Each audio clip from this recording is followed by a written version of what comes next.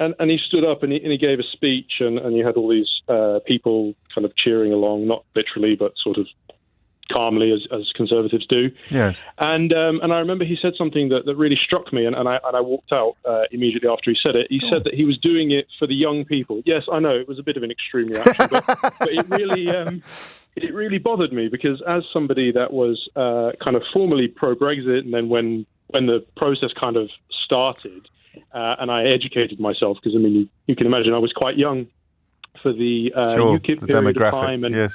and sort of leading into 2016, still quite young, still politically relatively junior, and I suppose I still am, really, in political terms. Yeah.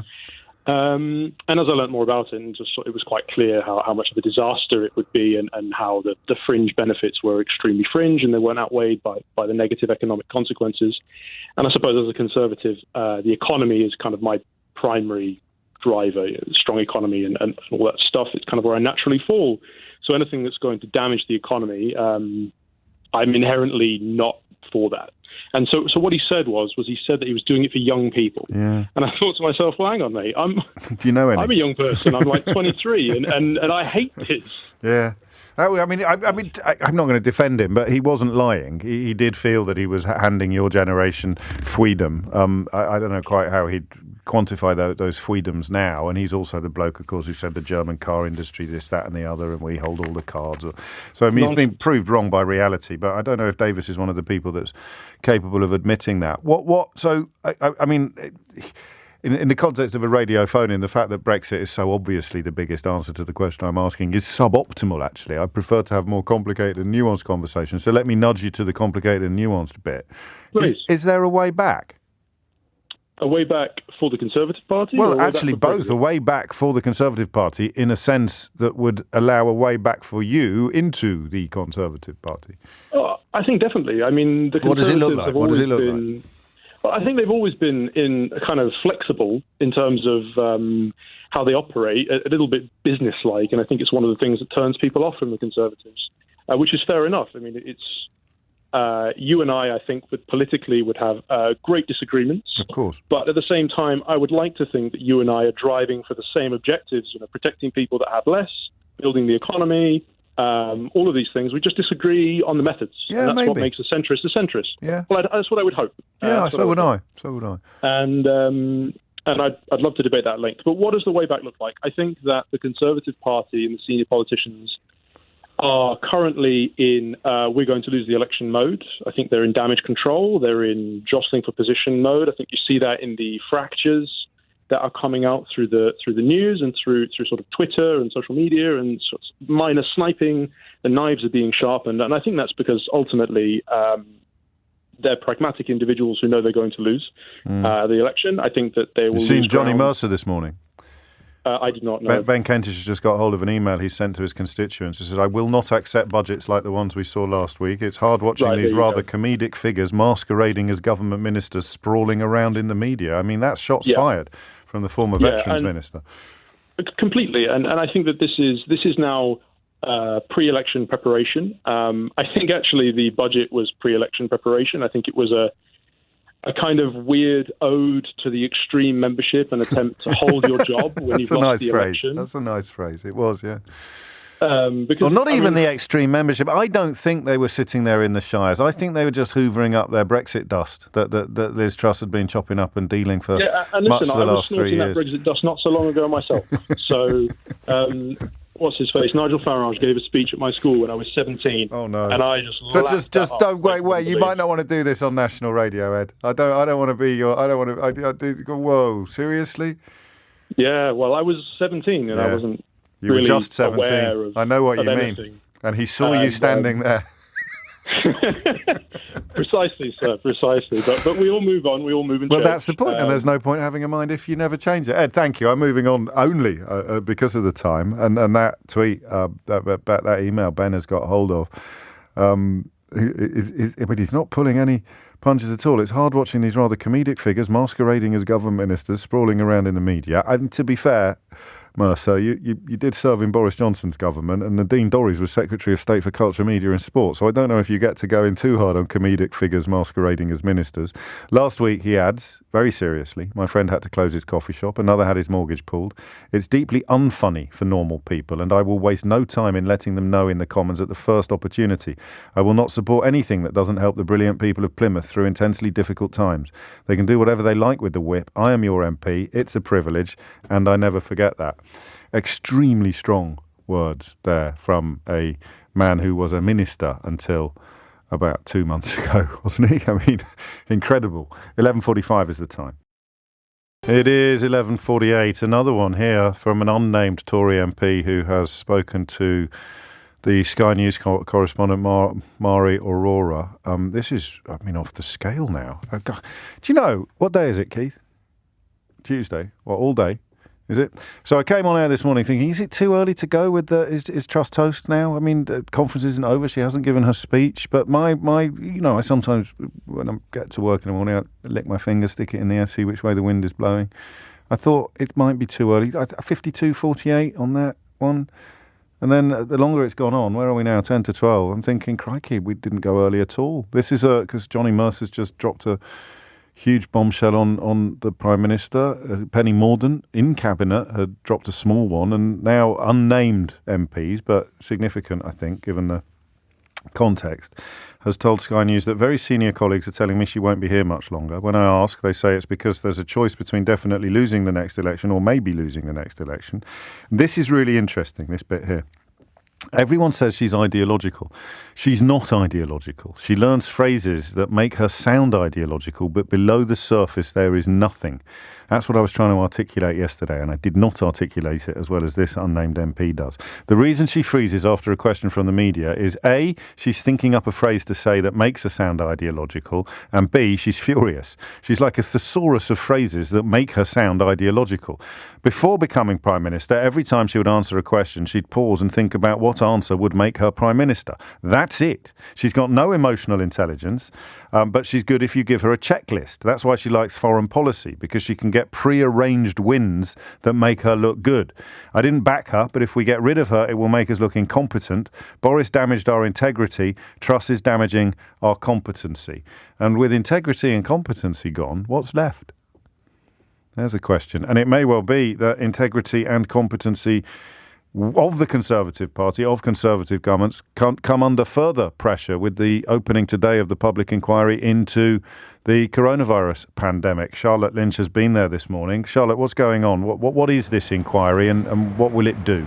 Well, James, this is a major undertaking. In fact, it's so huge and is going to cover such a broad spectrum that it's been split into 3 parts.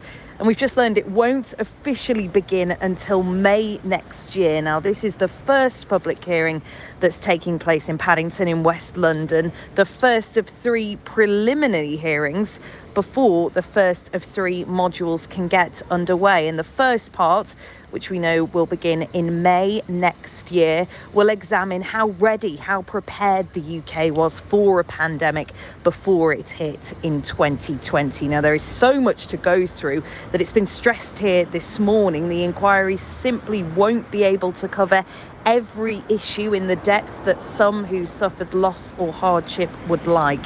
And that was emphasised by Baroness Heather Hallett, who is leading the inquiry. Here is some of what she had to say in her opening remarks.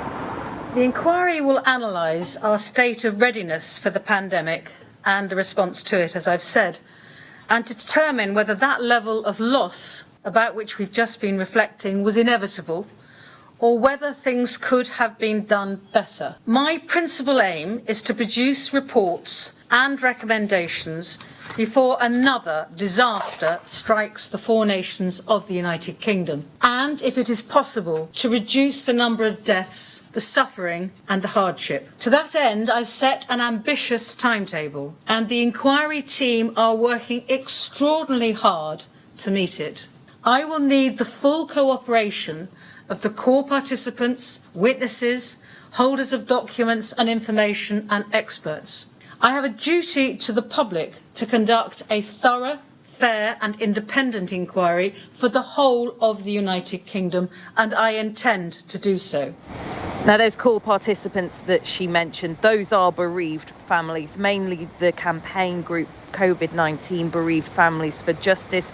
But as well, given representations will be, of course, the Health Secretary, the Environment Secretary, the Cabinet Office to the UK Health Security Agency, the Chief Medical Officer, all of those key players that we heard from throughout the pandemic. And in this first part, they're going to look all the way back to June 2009, when what became known as the swine flu pandemic was declared by the World Health Organization. That will look at the lessons learned from that up to January 2020, when we were faced with COVID-19. Now, when it's actually going to examine the core political decision making, there will be particular scrutiny, of course, to decisions taken by the Prime Minister and the government on lockdown and restrictions. Well, that's not coming until Module 2. As I say, Module 1 won't officially begin hearing evidence until May 2023. So it's likely we won't hear any evidence on that second module until 2024. Cool. And the third module, they're going to look at the impact on healthcare, NHS backlogs,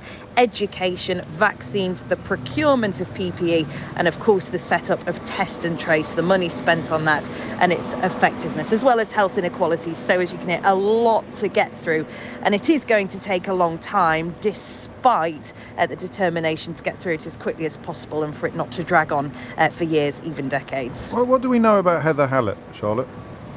She was in charge of the inquiry into the poisoning of Dawn Sturgis. Do you remember the Novichok poisoning? Yes. So Baroness Heather Hallett she's extremely experienced. She was in charge of that, and she has been appointed to lead this inquiry. Now, I think her tone there showed exactly how determined she is and how seriously that she is taking it. Of course, she was the fifth woman to sit also in the Court of Appeal. She led the independent inquest into the 7/7 bombings as well. So an extremely experienced person to be leading an inquiry of this magnitude. And some of her opening statement at times there was in fact a little defensive, but I think understandably so, because there has been a lot of criticism about the way that evidence is going to be gathered from some of the bereaved families, from some of the victims. They've set up this, what they've called a listening exercise, but they're expecting evidence from around, tens of thousands, if not hundreds of thousands of people, because everybody in the country was impacted by COVID-19. Yeah. So it's a massive undertaking, but she's very experienced. Thank you very much indeed, Charlotte Lynch. Conscious perhaps of managing expectations, actually. Just thinking back to that Grenfell Tower inquiry and the fact that Martin Morpick had to essentially tell people that he wasn't going to be able to deliver immediately on whatever it was that they wanted, and similar echoes there perhaps with this inquiry as well. Peter Reid suggesting you just need, no, not that one, although he does tweet me a lot as well. You just need to read Failures of State, that book by, was it Jonathan Calvert and George Arbuthnot, I think it was. You're right, I mean, that is incredible. And what's going to happen at this inquiry is the claim that Boris Johnson got all the big calls right is going to be right up there with claiming that, Brexit would be good for Britain. Last word on the Tory party, what's happened to it? And what does the way back to a party that could accommodate people like Dominic Grieve, David Gauke, Rory Stewart, Anna Soubry, alongside, not instead of, but alongside headbangers like John Redwood and Andrew Bridgen and Brexit hardman Steve Baker, despite his current attempt at rebranding? Adam's in Nottingham. Adam, what would you like to say? Hi, James. Thank you for letting me speak. I used to be a Tory voter up until 2015, and obviously the main factor for that was Brexit. But I think over a period of time, I've sort of reflected over a lot of things at this moment in time, and I was trying to get to the root cause of where that decline started. And actually, I think the actual foundation started with the actual original Cameron government, and it was 2010 then. 2010. Well, right. I think, and it was one policy decision, and that was essentially the actual increase of student loan student fees. Because that did for Clegg and the Lib Dems. I don't know that it. Well, you have to sort of think about it, because essentially what ended up happening was the popularity of the Lib Dems absolutely collapsed after that. It did. And that absolutely gave Cameron a slender majority. In 2015. In 2015. Oh, I see what you mean. So, God, crikey, you have gone in deep, haven't you? So you're talking about an alternative universe in which the coalition would have endured after 2015 because the Liberal Democrats would have still held the balance of power, and that would have prevented David Cameron from getting a slim majority and therefore desperately trying to protect it by throwing red meat to Farage and the rest of them. That's exactly the point I'm trying to make. Wow, we've got a winner. And really then what ended up happening was essentially the Brexit vote. We got the headbangers in a war against the moderate fringe. Essentially the headbangers won. They certainly did. Well, they didn't just win. It was a rout. They got Johnson chucked out everybody who was telling the truth. Absolutely. And then that led to obviously the Theresa May being elected as leader. Essentially the red lines, which you've obviously discussed over a large period of time. Not for a while, but you're right, aren't you? Well, that's what we sort of think. And then, going back from then, obviously the Nutter Fringe needed to get power. And then, obviously, we had Johnson who got elected. But ultimately, we still haven't actually, in a lot of detail, analysed what actually Johnson was how Johnson rose to power, and actually his actual leadership style. So he's symptom and cause, isn't he? He's unique in so many ways. I mean, he's uniquely awful, uniquely brilliant at lying, uniquely disgusting, uniquely amoral, all of those things. But he is also uniquely both symptom and cause of the malaise that we're examining.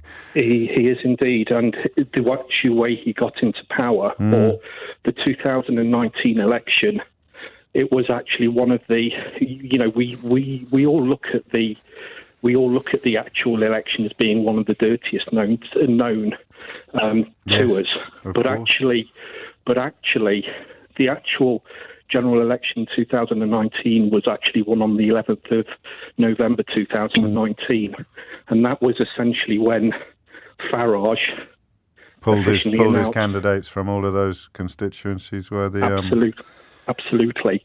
Where the Labour Party might otherwise have had something of a chance. You've taken me up to the news. I could listen to you all day. Do you do this for a living? I spoke to you about a couple of years ago when we sort of gained what was Johnson's plan with basically the Brexit vote, James. Well done. Straight back to the top of the class, Adam. I think you've been there all along. 12 noon is the time. It is 4 minutes after 12, and we have filled our boots on the politics, haven't we, for the last couple of days. I'm going to go off in a completely different direction now, and I'm going to level with you. I'm not sure it's actually a topic, so I may have to keep something in reverse. Reserve even, on this one. I don't know. I may have to do a U-turn. But I was in Marks and Spencer's on Friday. I don't go to Marks and Spencer's very often. I'm more of a Morrison's man. But I do rather like Percy Pigs and the tubs of biscuit chocolate that you get there. You know, like the cornflake crunches and the flapjacks. You know, when you read in the paper at the weekend that if you want to live longer, you should eat more oats. And they mean porridge. Does flapjack count? I think, because I went out and bought some flapjacks because I thought, oh yeah, they said I should eat more oats. But I was buying Percy Pigs. Chiefly, supreme among sweets, a Percy Pig, and very reasonable. Have you ever noticed how much sweets are in motorway service stations? £3 a bag for a normal bag of Haribo at the weekend. I never clocked it before. I guess that's my sort of cost of living crisis. I'm not paying £3. Never really noticed it before, but I just filled the car up. So God knows, you can imagine how much that cost. A tank full of fuel, and then reeling from that price, I looked at the sweets that I was about to buy and thought, £3 for a packet of giant strawberries? You're having a laugh.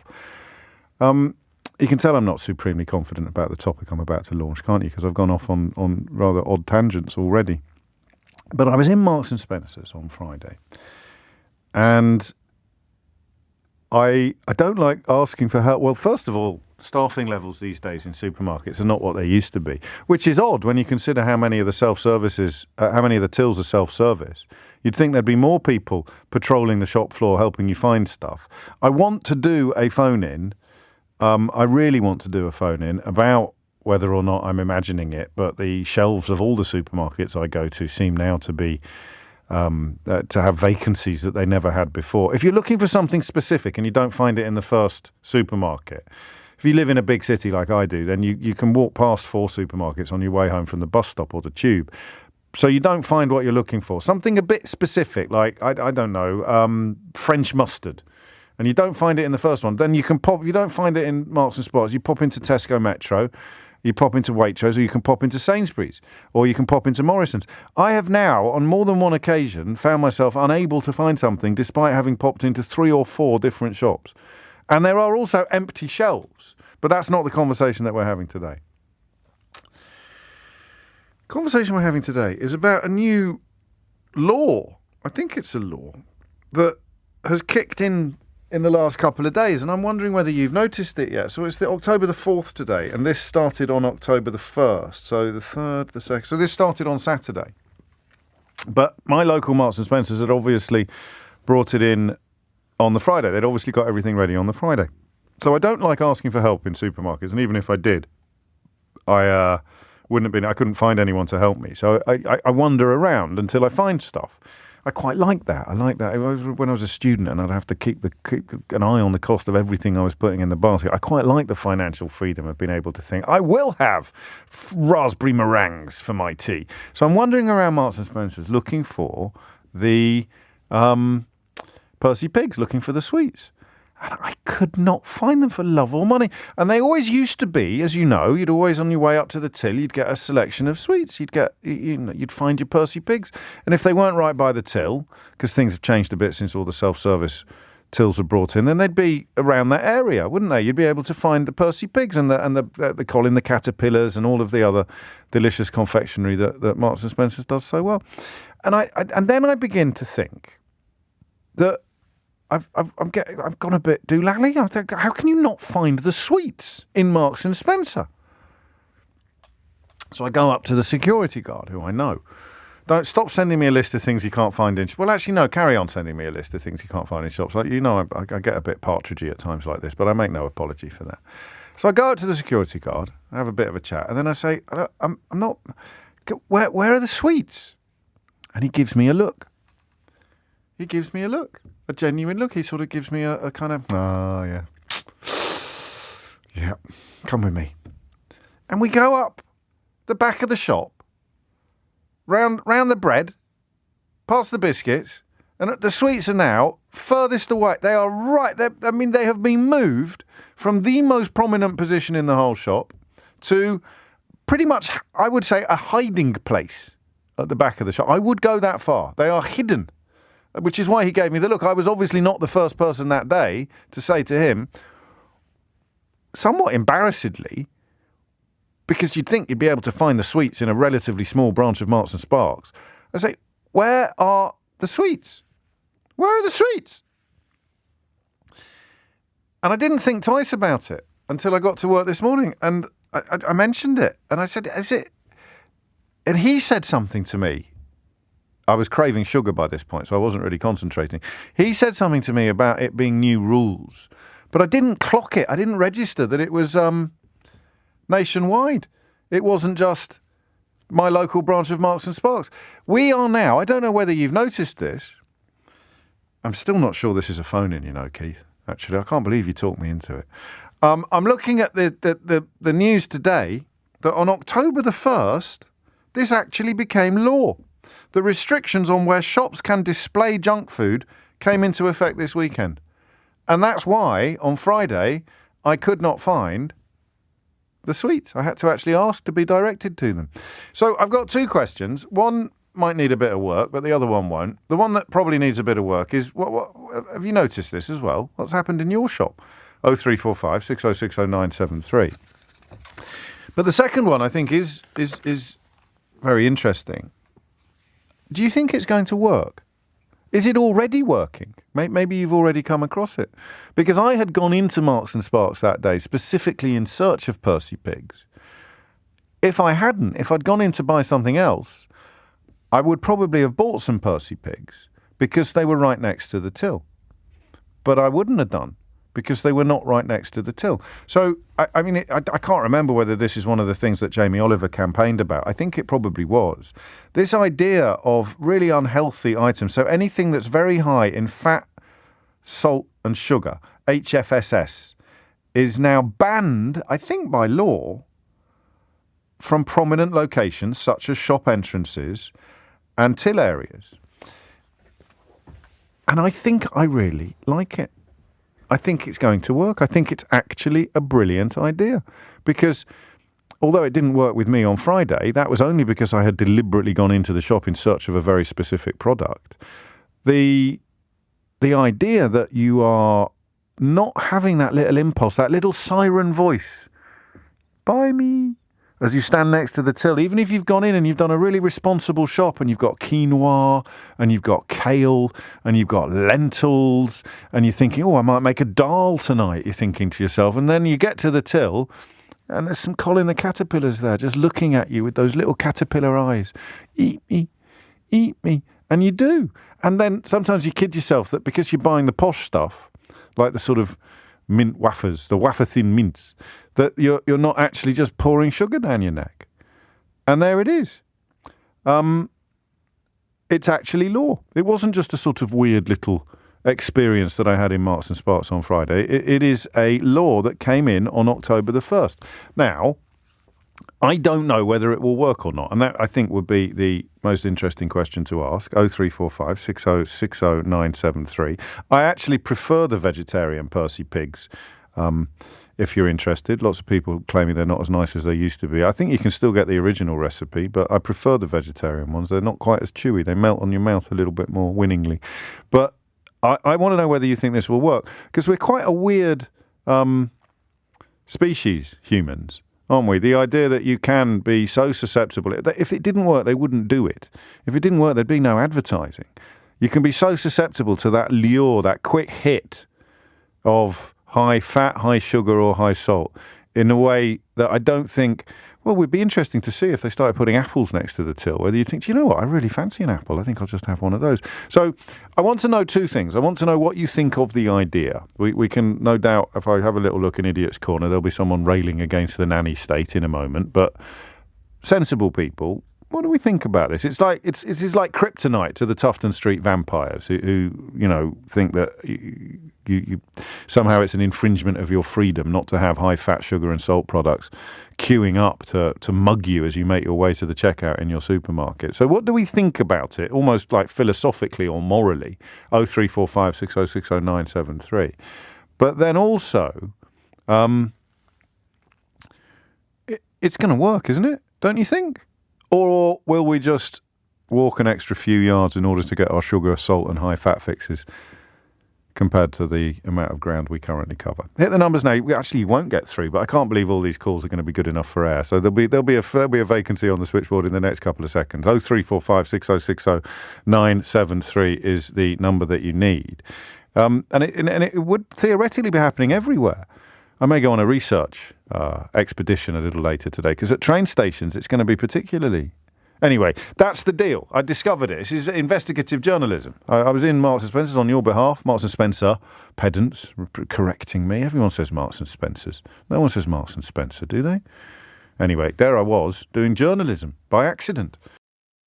Will it work? And what do we think of it? Is it, as those ludicrous think tanks used to claim when they were going after people like Jamie Oliver, is it an affront, an assault upon our freedoms? Freedom of choice, freedom to pour epic amounts of sugar down our necks and our children's necks. I wrote in my first book that it's not freedom of choice at all. If you're spending billions of pounds encouraging people to drink fizzy pop and no pounds at all encouraging them to drink water instead. But anyway, there it is. It's now law in shops. Have you noticed even? I bet there's some people listening... That's what happened. That's why. I was wandering around Tesco the other day and I couldn't put my finger on what, but the sweets are hidden. They're hiding the sweets in the supermarkets, and I think it's a good thing. Harpreet's in Chiswick, which is, oddly enough, where the Marks & Spencer's branch I am talking about actually is Harpreet. What would you like to say? Well, first of all, I'm a long-time listener, and actually, I've walked past you a couple of times in the street. I know you live in Chiswick, and I had to fight every urge to do an impression of your old school friend and go, "What was it like?" Well, you don't fight no more. Feel free to do that. As long as I'm not eating Percy pigs. Don't interrupt me if I'm eating Percy pigs. Well, I've got 3 kids, and actually sometimes I have no choice but to take them to the supermarket on the way back from school. Of course. Maybe it's the big Sainsbury's near the train tracks in South Kew, or it could be one of the Marks in the petrol stations. And I think if you have children with you, you've been taking them around the store, you've been trying to keep them from losing their cool for like the whole time you've been doing your shopping. By the time you've reached the checkout, you know, people who are at the checkouts with you might have seen you around the store trying to herd them along, and you're saying, pretend you're statues. And the fact that there are sweets there sometimes is just the final straw. And for the sake of everybody around you and the poor lady at the checkout, it just makes more sense when there isn't that extra temptation, because they're tired by then and they're just worn out and they just want to dig into everything you've bought. And the appeal of all of those sweets and all of that, those little Nutella dippy things and chopped dips and all of that, it's just too much for little minds. And as much as you say, no, don't worry, let's go home, we've just bought all these things, why do we need more junk? It doesn't really register with them. And I have actually given in sometimes. Well, we all have. Have you noticed this yet? Because I'm now I was reading in The Sun earlier, restrictions on where shops can display junk food come into effect this weekend. This is from October the 1st. A ban on displaying products came into force today. And now I'm reading in the British Medical Journal that this was supposed to be a landmark date with the implementation of world-leading legislation to restrict the placement, promotion and marketing of HFSS products. But the government isn't doing it now. I think they probably didn't want the backlash from those, the same people that were feeding why Percy Pigs are doing it around the back of the shop in Marks and Spencer then? But then remember the ladies, the parents that were smuggling their kids' junk food through the school gates when it got abolished at school. Yes. So all of these stores would basically face a backlash, and it's just bad PR. So they probably just buried the story just to have it implemented and have people. So you're always there behind the bread, and that way you kind of just insidiously changing people's habits. Oh no, it's bits of it have gone and bits of it haven't. So the stuff I'm describing is there, and then some of the other bits that were supposed to kick in are not kicking in. So I haven't completely lost touch with reality. I suppose someone would have to ask you, why can't you just control your children better? Because they're nuts, and I blame that on their dad. Crikey, what have we opened? Pandora's box have we opened here? Harpreet, I look forward to you saying hello next time you encounter me, tootling along the high road. 21 minutes after 12 is the time. Here you go. You're right, James. Andrew says, I've just come out of Waitrose, and all the little bars of chocolate are now hidden at the back of the shop.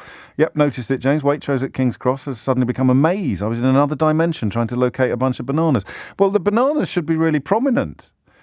Funnily enough, I just popped into Morrison's. I was going to get a little treat for the wife, and I couldn't find the small bars of chocolate anymore. So we both ended up scoffing a big Lindt instead. That's probably not the desired outcome. Anyway, on we go. This is investigative journalism, this, Keith. Live on the radio, mate. This will win awards. Joe's in Medway. Joe, what would you like to say? Afternoon, James. Hello, Joe. I work for Marks and Spencer's. You say Spencer's, not Spencer. Yeah, Marks Thank you. and Spencer's. Everyone says Marks and Spencer's. I think it was Linda that was correcting me, the pedant. We'll call them Marks and Spencer's. Yeah. And I spent the last three nights of the last week with the team moving everything through the night. Not moved bananas; they're in the same place. I've got to say that. So bananas haven't moved. No. And it's been. And prior to that, we had to go to a meeting about HFSS, high fat, salt and sugar. Yeah. And I came out of the meeting totally confused as to what was restricted under the government guidelines. This is not Marks and Spencer's or Tesco's or Sainsbury's guidelines. No. And what wasn't. So certain pizzas are, if they've got additional cheese on them, but if it's got chicken on it, which is protein, it's not. Oh, Lord. I'm only really looking at the sweets, but it's high fat as well, you're right. So high fat and high salt is going to involve savouries, isn't it? James, it's the entire shop, and it's been an absolute nightmare. And you're probably finding less people on the shop floor because half of them have been involved in through the night trying to move doing the move. That's why the security guard. That's why the security guard gave me the look, isn't it? Because obviously in the common room, in the staff room, we all know that look. Backstage, this is all you're talking about. Absolutely, it is an absolute joke, to be honest with you. I think the sentiment is right. Yes, we've got an obesity problem in the country, undoubtedly. But, people want biscuit or cake, they'll go up to the end of the shop and get biscuit and cake. They'll just ask us for it. But they're not going. No, I mean, up to a point, Lord Copper. They're not. I'm going to eat less. I know I am. I'm definitely going to eat less because the Percy pigs aren't next to the till anymore, which means I will not buy a bag unless I've gone in specifically to get a bag for private family reasons. Yeah, you asked for them. Yeah, exactly. You hunted them out. Yeah, but on a normal day, if I'm just buying, some let me fulfil the stereotype here. If I'm just buying some quinoa and some prosecco, then I'm not going to reach for the bag as I go by. To be fair, Colin, the caterpillars are more my poison than Percy pigs, but Percy pigs go down better with everybody. Percy pigs outsell Collins, but that's probably another story for another no news day, isn't it, for you? That was what? What did you say? Keith was blathering in my ear when you spoke then. I said Percy's outsell Collins, but that's probably another story for a no news day. No, yes, of course they do. They're one of the best selling sweets in the country. So, what do you reckon is going to happen? Is there going to be a retreat? Is there going to be a reverse? Well, we've just to put some light onto it. We've had to move. Percy pigs normally go on a promotional end. Yeah. Okay. They don't, and they haven't for a long time been anywhere near the till points because of pest power. I mean, I can't speak for other supermarkets, but I've not seen any sweets by till points for years now. Oh, I have. But Morrison's they were got on an a edge. queue of them. Morrison's has got like a kind of corridor of sweets on your way to the self-service tills. Oh, well, I stand corrected then. I know Marks and Spencer's don't for a fact and haven't done for a long time. But all they've done is they've moved those sweets from an end into an ambient end, really where sweets were before. Oh. But, so you've just got to the big selection was tucked away before, and you had your little entry-level selection, which was nearer to the price points. Exactly. Basically, you can't have them on any promotional ends, or you can't have them I like it. at till point ends, or you can't have them as you walk into the shop. So you're not putting the least healthy food in the most prominent positions anymore. Exactly. There's nothing wrong with that. And mince pies, which are normally on a sort of 2 for $5 deal at Christmas, those deals won't happen unless Miss Truss decides she's going to change her mind. Well, she has changed on some of it, but it's quite hard to pin down precisely what. Thank you, straight from the horse's mouth there, Joe. Great stuff. Thank you. Do you get a good staff discount in Marks and Sparks? Well, yeah, not too bad. 20%. That's not bad. Well, on the food as well. Yeah, on everything. That's very good, isn't it? And is that all you wear then when you're off duty, head to toe? Head to toe, Blue Harbour. Blue Harbour, head to toe, isn't it, Joe? No, I'm not too keen on. I'm probably that age, to be honest with you, because I'm 59, James. So I'm probably heading towards the flat cap and the slippers, but not quite yet. I bought some shirts in Marks and Sparks before I went on holiday, and they're a look, aren't they? Thank you, Joe. So it is happening. It's investigative journalism, this. I'm going to keep saying it, and then it might become true. Gareth is in Birmingham. Gareth, what's going on? I've just been into Co-op in Birmingham, and it was fruit and veg when I walked in. There you go. But one of the things I wanted to talk about is the psychology of retail environments, because supermarkets, the meal deals for lunchtime meal deals have changed this quite a bit.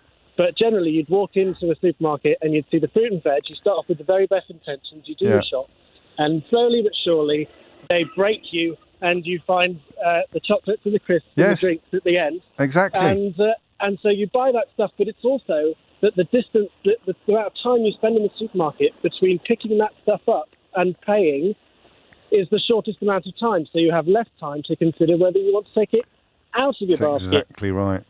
And, things I was saying to your researcher, things like TK Maxx, all the impulse buys that they put at the queue at TK Maxx, that's to distract you from taking out the £100 jacket you put in your basket, not to get you to...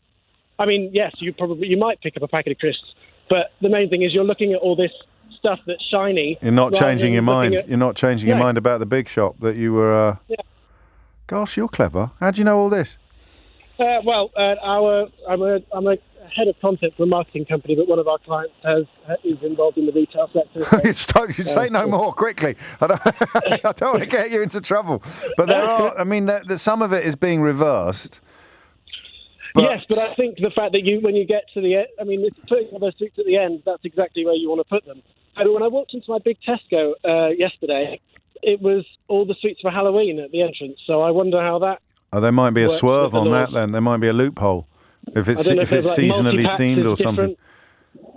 Multi-packs is different, maybe. I don't know. Oh, you live and learn. I can't find the article now in the British Medical Journal. Someone sent it to me, but too many people I retweeted some idiot saying, "Does anyone care what James O'Boring thinks?" And so many people are replying to that now. I've lost control of my own inbox. I can't find the British Medical Journal article that many people sent us when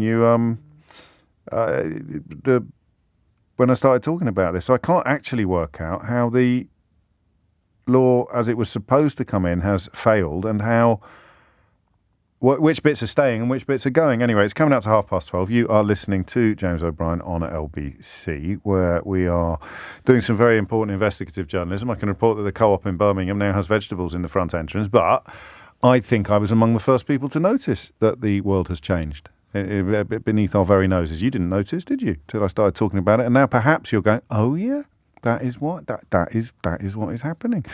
They have moved the sweets. They've hidden the sweets. They've hidden a lot of the very high sugar content products in our supermarkets. And indeed, we know for a fact, because Joe works there in Medway, that they've also done it with the high salt and the high fat content foods, which would include some pizzas. And there you go. That's the problem with change, is that it is never going to be complete first time round. You're never going to get it right first time, because the idea of some pizzas being verboten from these display cabinets and other pizzas being okay is going to be a little bit hard to properly police or justify, because a pizza is a pizza. Or maybe I'm being silly now. And actually it's very helpful to know whether or not the pizza you're buying is particularly high in salt and fat, or that one over there that isn't. We never did the phone-in about calories on menus, you know. I've just remembered I really, really wanted to do that phone-in about calories on menus, and no one reminded me. Tim Humphries here now with your headlines. It's 33 minutes after 12. You're listening to James O'Brien on at LBC. I like this. I think it's interesting. You know, I don't think it's actually Alan Partridgey. I think if you're going to do something Alan Partridgey as a radio presenter, it has to be by accident. You have to not realise you're veering into Alan Partridge territory. So the times when I say, oh, this is a bit Partridgey, are probably the times when I'm not being remotely Partridgey. And the times when you say, oh, he's being a bit Partridgey, are the times when I don't realise I'm being Partridgey, because it kind of has to be accidental, like the website says. But I do love shops, and I do find them universal. I think of all the things that we talk about together, it's actually very hard to find something with which our relationships are almost equal. Even healthcare is a postcode lottery, or, of course, with private health, even something that finances can influence. The same with education. You've got all sorts of different educational experiences unfolding up and down the country. So many things are specific to circumstance, but shops are about as close to a genuine universal as I think you can ever get. We've all got a relationship with our supermarket. Almost all of us have got a relationship with our supermarket. So that question of whether or not this is going to work, they're hiding the sweets.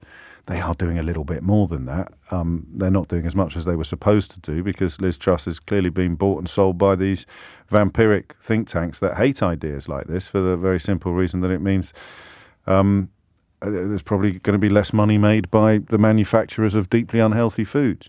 But I quite like it. I wonder whether you do. Mark's in Swadlincote in Derbyshire. Mark, what would you like to say?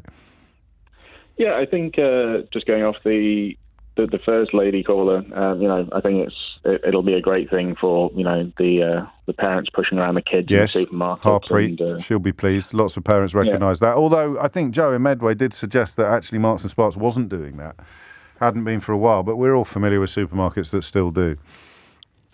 Yeah, so the other thing is I'm in store planning, and it was something that was a big thing last year, where we were kind of prepping with doing CAD drawings and stuff for some of these supermarkets, etc. But the legislation actually doesn't count for the smaller stores, so for anything that's under 2,000 square feet. So your little train stations and things like that, they actually would get away with these rules. Stephen Battel is actually filming live on my Twitter feed, and he is, I think, at one of the train stations, and is indeed reporting, I can see from the footage, that the sweets have not been moved from those positions, and that will be because of the size of the store. You live and learn. Precisely. Okay. Yeah. And then if it's a specialist vendor, so somebody who purely deals in sweets, obviously that would be unfair to them. So it's quite hard for them to hide the sweets in a sweet shop. Yeah, definitely. That's discrimination. One rule for the sweet shops, another rule for all the other shops selling sweets alongside other things. But again, it's a bit like the point I made at the outset of going in deliberately to get something is different from succumbing to the psychological games that you and your ilk play, Mark. Yeah. We're not the guys that actually move it for you. We take our kind of instructions from the higher powers that be at those supermarkets, as it would be. But I mean, this will even affect. I mean, you've got your sandwich deals and stuff at the front of the store, which it'll have the drinks and sweets that come with that as well. So the other part of the legislation is that I think it's, as one of your callers already said, you can't have them on the promotional ends. You also can't have anything within 15 meters of the entrance. Okay. That I mean, is there a loophole for Halloween? Is for themed stuff? I do find this fascinating. I hope other people do as well. Couldn't. I mean, there could be a bit. I think somebody else said something about the mince pies, didn't they? So yeah. Christmas would probably need a bit of I don't know. We shall find out. How big of a headache has it been? Has it been relatively straightforward? It was coming, then it wasn't coming, then it was coming again, then it wasn't coming. And it was watered down, and now it's back up again. And of course, petrol stations are one of the worst offenders, aren't they? And they're going to be small enough not to be susceptible to these rules. Yeah, I'm with you on the £3 Haribo. It's just it's robbery. Outrageous, isn't it? Outrageous, especially when it's about £100 to fill your tank. Mark, thank you. 12:38 is the time. Do you know? I'm not making this up. You're not going to believe me. You're genuinely not going to believe me. But one of the Herberts from the Institute of Economic Affairs is currently interviewing Jacob Rees-Mogg at the Conservative Party conference, where Rees-Mogg has just urged shoppers, so they must be talking about this, has just urged shoppers to move chocolate oranges to checkout counters as a silent protest. I told you this was investigative journalism. Once again, the bad guys are ahead of the good guys. They're already complaining about it. We hadn't even noticed it had happened. Why would you complain about this? If you want a chocolate orange, you can go and buy a chocolate orange. If you don't want a chocolate orange, but psychological measures are being deployed to persuade you to buy a chocolate orange that you didn't actually go into the shop intending to buy, then it's a good thing that it's harder to do. Because Honor's in Ashford. Honor, what do you reckon? Hiya, it's a bit windy, so I hope you can hear me all right. But thanks for having me on. You're very welcome. Love the show. I think I can offer some insight into kind of why some regulations have been postponed or scrapped and others have stayed.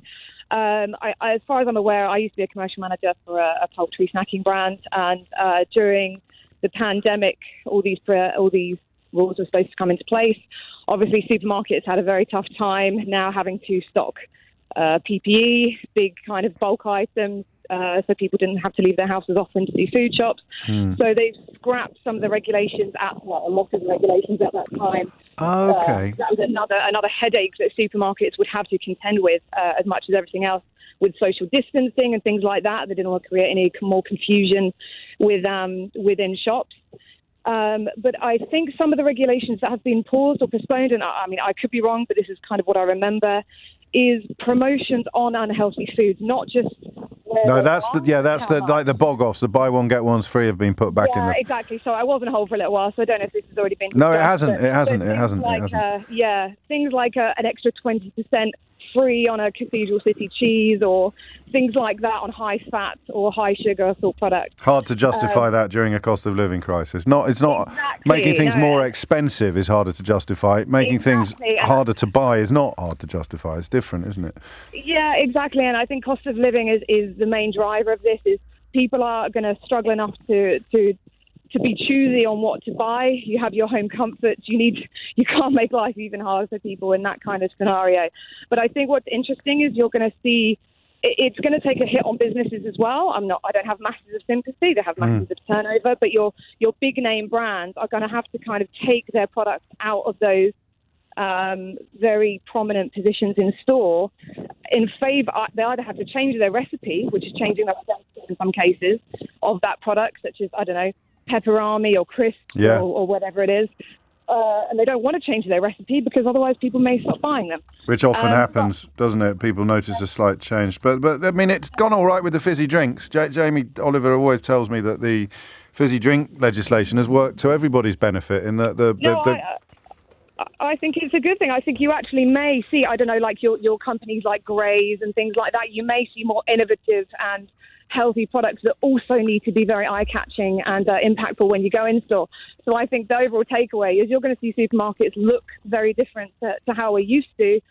that's not going to be a bad thing. I think it will be good for business. You know your stuff, I suppose, given I mean, I don't know that I've heard the phrase poultry snacking brand before. It's a thing, though. I just Googled it while you were talking. And look at your refrigerators, look at your things like that. That is a I know. You get brand. like some chicken bites with chili seasoning and things like that. Exactly. And they're very popular. But again, things like pepperami are controversial because they may be very, very high in salt and can be fat, but they're high in protein. So they are at this kind of limit of what they can... It's just putting a brake on this craze over the last 20 or 30 years to just ramp up all of the least healthy, most quotes addictive end quotes ingredients. They're not trying to ban anything. They're just trying to I think things can be misleading. Exactly. Your pepperami, it sounds like high protein and that sounds wonderful, but it's like your grenade bars. They're high protein, but they're also can be high sugar or can be high fat.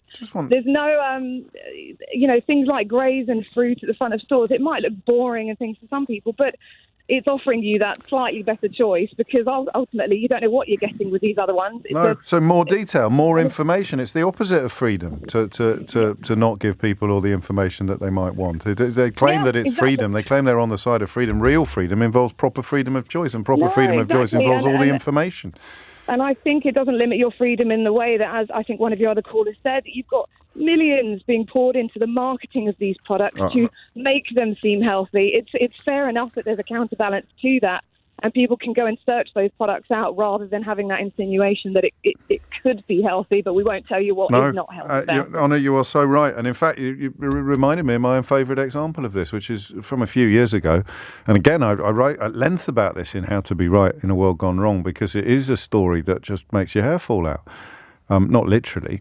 It makes you turn bright orange, literally, in a sort of Donald Trump kind of way. When they got the Sunny Delight drink into the chill cabinets in supermarkets, it creates, obviously, in the minds of parents in particular, customers in general, and children most obviously, the idea that it is the same as the actual fruit juices. You know, the same as the fresh fruit juices. They got the Sunny Delight drink into the cabinets, and it is not the same as the fruit juices. And there was a story, and I checked this, and we put it through our lawyers and everything. There was a girl in, I don't know why I've got the word Skipton in my head. I think she might have been in Skipton in Yorkshire, who drank so much of it that she turned orange, which never happens if you drink orange juice. There you go. Keith, you writing this down? Yeah, thank you. It's 1:45. It is 12:47. Speaking of laws that change, and speaking of one of our favourite subjects on this programme, the European Parliament has just voted to force companies to adapt products that don't already feature a standard USB-C charger. So iPhones, most obviously, you're going to be able to use. I've often wondered about this. You're going to be able to use the same charger for all of your products, all of your charging needs. That's a great bit of legislation. You know, it's the polar opposite of what the people at the Conservative Party conference talking about chocolate oranges want to see in this world. But I welcome it. James writes, Paul, did you just say that Sunny Delight is in the cabinet? This government goes from bad to worse. The chill cabinet, Paul. Although, give it a week, it'll probably be Foreign Secretary. 12:48 is the time. Sadiq Khan is here, the Mayor of London. You may be familiar with his political career, but are you aware that he has now become the last person in the world to launch his own podcast? Sadiq, tell us about it. It's a question of doing what Mrs. Jones is doing next door, James. But look, on a serious point, I'm very privileged as the Mayor of London, interested in climate change and tackling climate change and tackling air pollution. I get to meet lots of wonderful people, from environmental activists to public leaders to politicians and even celebrities. And what I've tried to do with this new podcast, Clear the Air on Global, is to have those longer conversations, to get listeners to listen to some of these stories my guests tell. And the reason why I've sought to do it is because it can be quite gloomy, it can be quite depressing.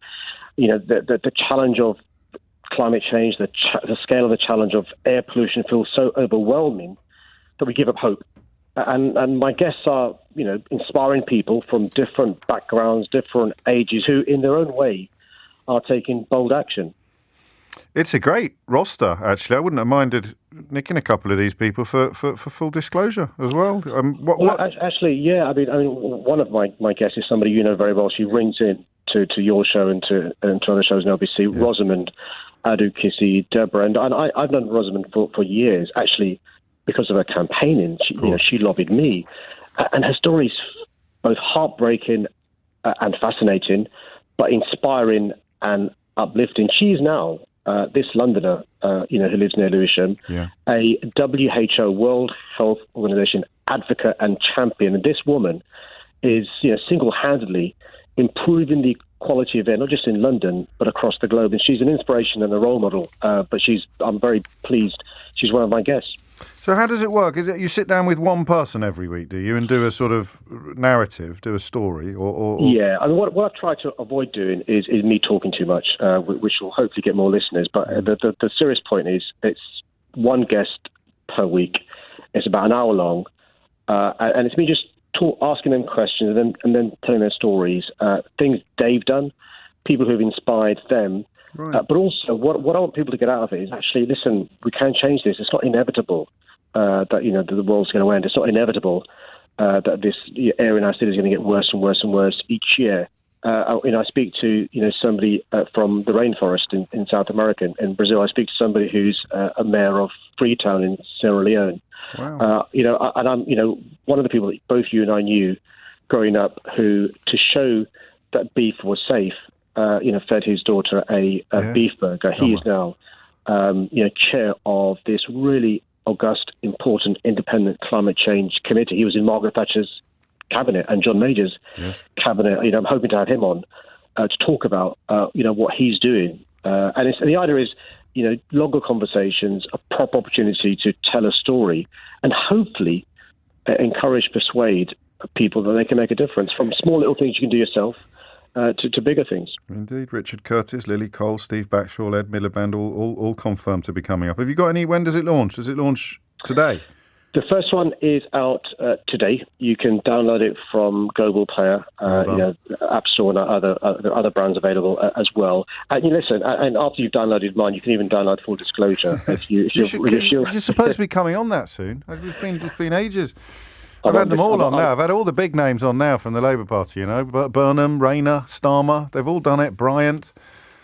Yeah, I tried to, on a serious note, once I knew I was doing a podcast, I tried to stay away from listening to other podcasts, joking apart, because I don't want to inadvertently copy your style or copy Ed's style and be able to be cheerful. You should be so lucky copying my style. Do me a favour. It looks really good. And I should mention Shivani Sharma as well, who's producing it for you. She is brilliant. So one of our most gifted young colleagues. You know it's good because I did what Shivani told me to do. Well, I was about to say... When you trust your producer, listen to what your producer says. But also, you will know this, actually... You're as good as your guests, but also the team around you. Absolutely. In relation to making sure. And Helen as well has been fantastic. And I'm lucky by having great guests, a good production team with Helen and Shivani. But seriously, it's an opportunity to have those conversations with the best in the world. You can't do in those 3-minute interviews, 8-minute interviews that you listen to on LBC or watch on Sky or BBC. And so download it and hopefully. People enjoy it. And check it out. And that is available now from Global Player or wherever you get your podcast. Clear the Air with Sadiq Khan, a new weekly podcast from LBC, all about the climate crisis. And no doubt Sadiq will also talk a little bit about his own quite late diagnosis with severe asthma, which really informed a lot of his interest from the personal rather than political side in these issues. Thank you very much indeed. I must have a speak to Sadiq coming up soon. I'll double check and give you a heads up on that as well. It's on Thursday. This Thursday? The day after tomorrow. There you go. I told you it was coming up soon. Back to the sweets, the hidden sweets. This is the show about the hidden sweets, the story of the hidden sweets. Dan's in Crawley. Dan, what did you want to say? James, thank you so much for having me on your show. Listened to a long time, and it's a great show. You've had some great inputs today. I've worked in health and well-being and weight loss for 20 plus years, and something that I've talked to people a lot about, if I come at it from a weight loss angle for a moment, is influence and environment and things like this. And I'm really trying to offer a sliver of support to the government on this because it's far from perfect. And I'd be in support of any government. We've been quite warm about it. We haven't been giving it a kicking. No one's really come on and attacked it. It's just Jacob Rees-Mogg up in Birmingham having some weird fever dream about Terry's chocolate oranges. Yeah, absolutely. But I think they're so stuck between a rock and a hard place on this, and they always have been since this has been going on for years, James, as you know. But they are completely stuck, and I think everyone appreciates that. But if I might, what I talk to people about is how heavily influenced we are in whatever environment that is, and commonly that's the people and places around us. And my analogy or my example is if you're at work, if you're in the office and everyone's eating sweets and donuts, well, obviously you feel under pressure. And that's a really trivial example, but we are really powerfully influenced by the environments and the settings we're in. And when we talk about a weight loss and obesity angle, I really try and get people into the tract of surrounding themselves with people that are after the same thing. And this is the point here is, yes, there is clever marketing and advertising. Some of us are intelligent enough, mature enough, experienced enough to look through that, but lots of us aren't, and we need to be sympathetic there. So I think whatever they're doing to encourage people to make better conscious decisions and to make better subconscious decisions, I think is a really positive thing. For those of us who want a treat or a snack, just go and look for it. It's really not hard, and I often have That's to be the point, isn't it? That's the point. And you could just about see, well, maybe it would be easier to muster up some misgivings about a ban on things, even if they're unhealthy. Although, we have banned some unhealthy things, or at least criminalised them. But there's no one. These products will still be in the shop. They just won't be in the. Yeah, they won't be right at the front and centre. And you're absolutely right. And I really rather don't think that we should ever be going down the line of banning products. That's a whole really mucky conversation. Sure. But if you think that in a convenience shop or a supermarket, typically there is very, very little in there that is truly good for you. Yeah. Obviously, your fruit and veg. But on the premise that, finger to sort of guess, 80% is bad for you, you've then got to put that on a spectrum. And you have got ranges that are better for you, but they are not good. They are not natural. No, it's degrees. Dan, I sense that you could carry on talking until well into Sheila Fogarty's show, so take no offence when I move on just to squeeze in Gareth in Liverpool, because he's on the other side of the fence, so to speak. You work for one of the big supermarkets. Gareth, what did you want to say? Oh, yeah, thanks, James. I think it's a well-intentioned, just ill-thought-out proposal, so I think it's great that we would stop people from impulse. Have you done it? Have you been up after closing, moving the store around this week? It's been about the last 6 to 9 months, really. We've been putting the work in. Okay.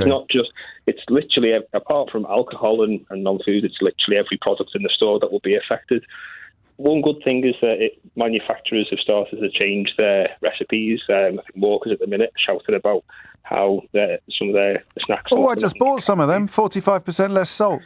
Yes, yeah. So that's good, and I'm behind things like that. But there's just a real impact to how we operate the shop, and we're having to move things around that is just nonsensical. So, can we call them teething problems? Do you think, or is it deeper than that? No, so like at the back of my shop, I can on the left-hand side, I can have one mod where I had butter. That's not allowed under the new regulations. But on the other side, because that's a flat wall, I can have 7 mods of butter, both in the same part where I sort of walk. It's just, it's well-intentioned but ill-thought. It needs some tuning then, doesn't it? Quite a lot by the sounds of it. But as you say, I mean, there are some things that are not going to be done without some form of compulsion from above. For example, those crisps that I just bought, they're delicious. I actually prefer them. The lower salt Walkers, 45% less salt they've got in them. In fact, I bought 12 bags the other day and only ate 2, so they've gone down pretty well at home as well. This is the content they come for, Sheil. Crisp-based anecdotes. Listen, I'm your perfect audience for that. I am the choir. They are actually I'm the crisp choir. They are actually very nice. That's it from me for another day. I wonder if Liz Truss will still be Prime Minister tomorrow. Here's Sheila Fogarty tomorrow. Here's Sheila Fogarty tomorrow. Here's Sheila Fogarty tomorrow. Here's Sheila Fogarty tomorrow. Here's Sheila Fogarty tomorrow. Here's Sheila Fogarty tomorrow. Here's Sheila Fogarty tomorrow. Here's Sheila Fogarty tomorrow. Here's Sheila Fogarty tomorrow. Here's Sheila Fogarty tomorrow. Here's Sheila Fogarty tomorrow. Here's Sheila Fogarty tomorrow. Here's Sheila Fogarty tomorrow. Here's Sheila Fogarty.